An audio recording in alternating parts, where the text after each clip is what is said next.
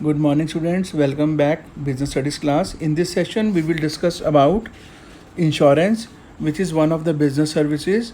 In last session we have discussed about banking and its types and functions of banking. Now we will start second business services, insurance. As we know, business is done for future and future is uncertain, and there is a lot of risk in a business. To minimize the risk of the business, we are also taking insurance. Insurance is a contract between two parties. There are two parties. One is the insurer and second is the insured. Insurer क्या होता है? Insurer is the insurance company जो हमारा insurance करता है, और insured हम जिस चीज़ का इंश्योरेंस करवाते हैं उसको हम बोलते हैं इंश्योर्ड.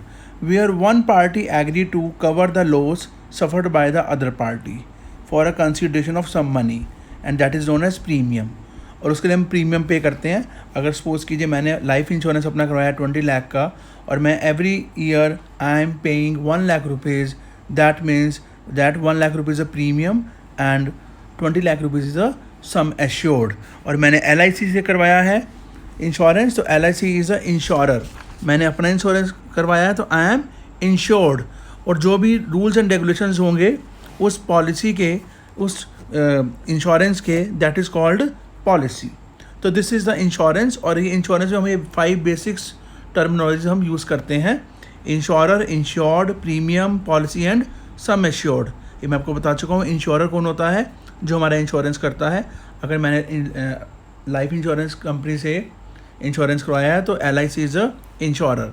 इंश्योर्ड हम जिस चीज़ का इंश्योरेंस करवाते हैं. अगर मैंने अपना इंश्योरेंस करवाया तो आई एम इंश्योर्ड. अगर मैंने अपनी कार का इंश्योरेंस कराया तो my car is insured. Premium क्या होता है कि वो जो इंश्योरेंस कंपनी है कुछ फ़ीस चार्ज करती है हमारे से टू प्रोवाइडिंग सर्विसेज, और दैट इज़ कॉल्ड प्रीमियम. और ये आपका क्वार्टरली भी हो सकता है, हाफ ईयरली भी और एनुअली भी हो सकता है. प्रीमियम आप जैसे मर्जी पे कर सकते हैं, हाफ ईयरली पे कर सकते हैं, क्वार्टरली और एनुअली. पॉलिसी क्या होता है? आपका टर्म्स एंड कंडीशंस, कि आपके इंश्योरेंस पॉलिसीज़ में जो इंश्योरेंस कंपनी है क्या क्या कवर करेगी, that is called policy. And sum assured, आपने जितने का इंश्योरेंस करवा रखा है, that is called sum assured. Functions of insurance: first is providing certainty. Whenever we are taking up insurance, that it provides certain of payment for risk of loss. फिर वो हमें एक सर्टेनिटी देता है कि हम आपकी पेमेंट करेंगे अगर आपको कोई अगर लॉस होता है तो. And second is protection. Insurance provide also protection from the probable chances of loss. कुछ भी अगर लॉस हो जाए, फायर इंश्योरेंस अगर मैंने आपको पहले करवाया था, बिजनेस रिस्क में एक आपका स्पेकुलेटिव रिस्क होता है, एक आपका प्योर रिस्क होता है, तो उसको दूर करने के लिए हम क्या कराते हैं? इंश्योरेंस करवाते हैं. Now next topic is principles of insurance. There are 7 principles of insurance and this topic is very important. First is principle of indemnity. Indemnity means make the good the losses to extent of actual loss. According to this principle, sum assured or actual loss, whichever is low, company will pay that money. ये हम example से समझेंगे. यहाँ पर दे रखा आपको example कि एक पर्सन ने अपना हाउस 4 लाख का इंश्योरेंस करवाया. His house was partially burned और destroyed. The insurance company will compensate him 2 lakh only because actual loss is 2 lakh and sum assured is 4 lakh. तो according to this principle, sum assured or actual loss whichever is low, company will pay that money. उसने insurance 4 lakh का करवाया, और जब company हमें claim देती है, company पहले देखती है कि हमारा कितना लॉस हुआ है. अगर लॉस 4 लाख से कम हुआ है तो कंपनी हमें 4 लाख रुपीज़ नहीं देगी. जो जितना हमें लॉस हुआ है, कम हुआ है, 4 लाख से कम हुआ है, तो हम कंपनी हमें उतना ही मनी देगी. और अगर लॉस 4 लाख से ज़्यादा हुआ है, then company will pay only 4 lakh. Suppose कीजिए लॉस 7 लाख का हुआ है और हमने लोन जो इंश्योरेंस करवाया है 4 लाख का करवाया है, तो कंपनी विल पे अस 4 लाख, नॉट 7 लाख. तो according to this principle, sum assured और actual loss whichever is low, company will pay that money. But this principle is not applicable on life insurance policy. ये हमारा लाइफ इंश्योरेंस पॉलिसी में हमारा principal हमारा use नहीं होता. इसमें person को फुल अमाउंट मिलता है. Second is principle of insurable interest. According to this principle, आपका जिस चीज़ में इंटरेस्ट होगा आप उसका इंश्योरेंस करवा सकते हैं. Any person can get a thing insured when he has insurable interest in the things और पर्सन. अब कई लोग हैं उन्होंने अपना लाइफ इंश्योरेंस नहीं करवा रखा, और कई पर्सन ऐसे हैं जिन्होंने अपने हाउस होल्ड आइटम्स का भी इंश्योरेंस करवा रखा है। तो that is depend upon the person कि वो किस चीज़ का इंश्योरेंस करवाए और किसका ना करवाए। इंश्योरेंस कंपनी कभी भी किसी का ज़बरदस्ती इंश्योरेंस नहीं कर सकती। Now we are taking example, you all have learned about the partnership in unit 2 and you know very well each partner have unlimited liabilities. अब किसी भी पार्टनर्स की डेथ हो सकती है, डेथ इज़ अनसर्टेन, क्लियर। तो उस केस में क्या होता है, कई बार पार्टनर्स क्या करते हैं, जॉइंट लाइफ पॉलिसी ले लेते हैं। वो क्यों लेते हैं कि अगर किसी भी एक पार्टनर की डेथ होती है तो वो जॉइंट लाइफ पॉलिसी जो है आपकी इंश्योरेंस प्रीमियम वो बाकी दोनों पार्टनर्स को मिल जाता है ताकि वो उसकी लाइबिलिटीज़ को ईजिली पे कर सकें। तो दैट इज़ डिपेंड, और कई जो पार्टनर्स हैं वो नहीं भी करवाते। तो that is depend upon the person to person कि आप किस चीज़ का इंश्योरेंस करवाना चाहते हैं और किसका नहीं करवाना चाहते। Next is principle of utmost good faith. A contract of insurance depends upon utmost good faith. It means it is necessary for the insurer and the insured to work in good faith. It means insured को अपनी सारी information insurance से related बतानी चाहिए insurance company को, और same insurance company को भी पॉलिसीज़ में हमें क्या क्या बेनिफिट मिलेगा और कौन कौन सा बेनिफिट नहीं मिलेगा, ये सब बातें बतानी चाहिए।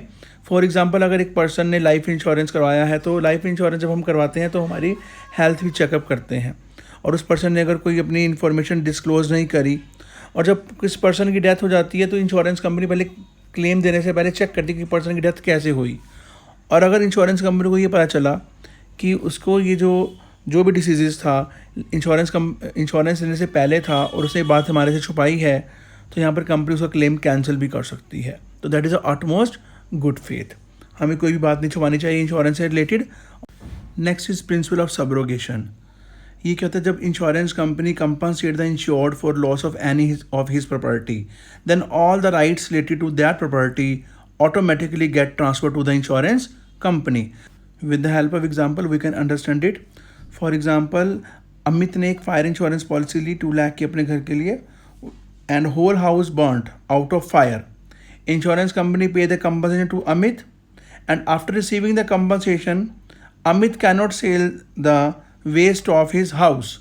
अमित जो भी वेस्ट हुआ है उसका मटेरियल आग लगने से उसको वो बेच नहीं सकता, क्योंकि ऑटोमेटिकली जो ऑनरशिप है वो कहाँ पर ट्रांसफ़र हो जाएगी, इंश्योरेंस कंपनी के पास। And this principle is also not applicable in life insurance policy. Next is principle of contribution.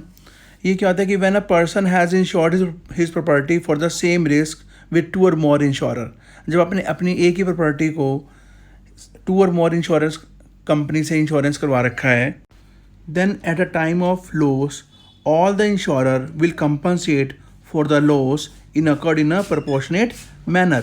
जो आपके इंश्योरर हैं, इंश्योरेंस कंपनी है, आपको कंपनसेशन प्रोपोर्शनेट मैनर में देंगी।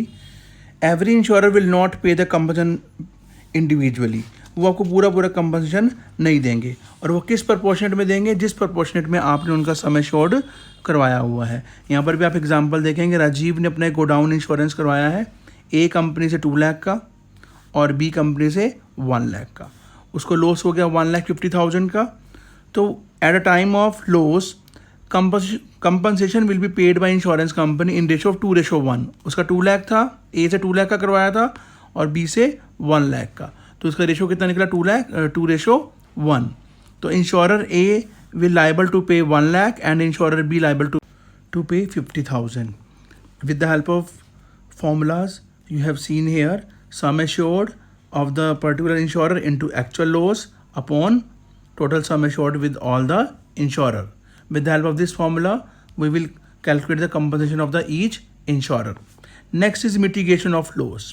इसका मतलब क्या होता है कि it is a duty of insured, ये हमारी भी ड्यूटी है कि अगर हमने इंश्योरेंस करवाया है तो we are also taking a reasonable steps to minimize the amount of loss. हमें भी स्टेप्स लेने चाहिए ताकि लॉस कम से कम हो। He should act in the same manner.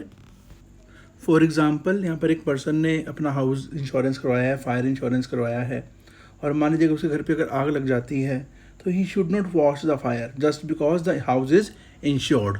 वो ये मत सोचे कि भाई मैंने तो इंश्योरेंस करवा रखा है तो मेरे को इंश्योरेंस मिल जाएगा, क्योंकि मैंने आपको बताया जब भी इंश्योरेंस कंपनी क्लेम देती है, first of all they will check कि आपने क्या क्या स्टेप्स उठाए।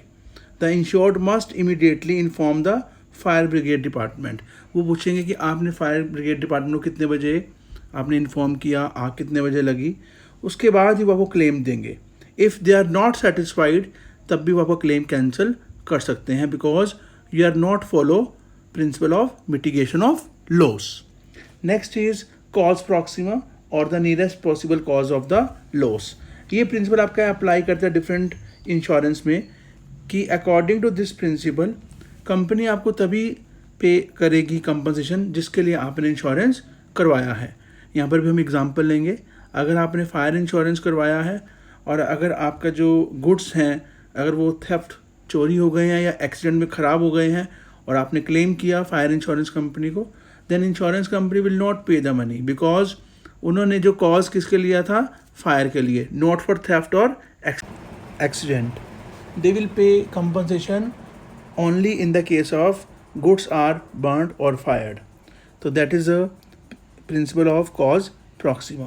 Students, always remember, whenever you will do this topic, you will take examples also, and with the help of examples it is clear easily. Thank you, students.